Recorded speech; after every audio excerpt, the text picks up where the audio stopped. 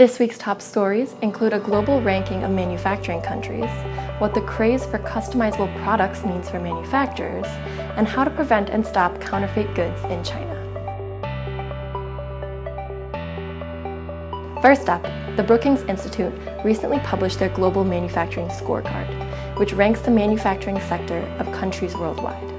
As expected, China ranked high in manufacturing output.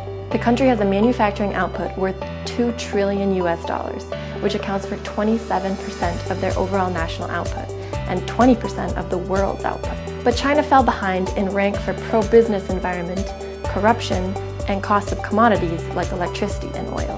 While these numbers may seem overwhelming at first glance, they're very informative for any company deciding where to manufacture. The basic takeaway is that countries like Indonesia and India still have a ways to go to catch up to China. While India may have low labor costs, their lack of stable internet access makes technological advancements in factories difficult. Depending on what product you're manufacturing and what you're looking for from your manufacturer, these numbers can tell you a lot. Next up, the craze for personalized products is heavily influencing how manufacturers do their job. The current trend of millennials is customization. People want personalized smartphones, engraved jewelry, and color-coded running shoes. The apparel industry is leading the personalization economy, but consumer electronics are not far behind. The demand for customized products also goes hand in hand with the demand to receive fast delivery. Over 60% of respondents in the study said they'd only be completely satisfied if the product arrived in 3 days or less. In order to meet this 3-day turnaround that consumers are demanding, manufacturers are adopting a few key strategies, like using automation software integrated with connection manufacturing equipment to speed up prototype creation. For importers with customizable products, these features might be good to know when searching for potential suppliers. Make sure your manufacturer is just as dedicated to digitization and mass customization as you are.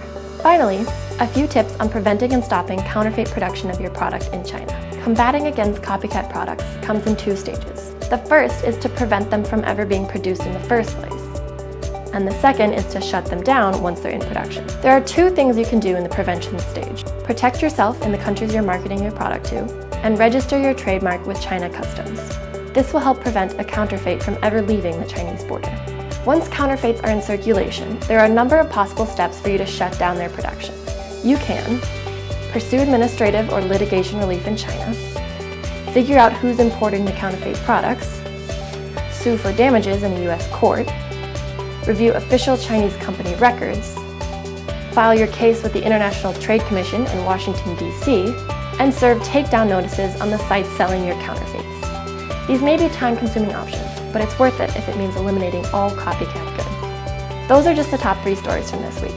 To read the other 2, follow the link in the description below.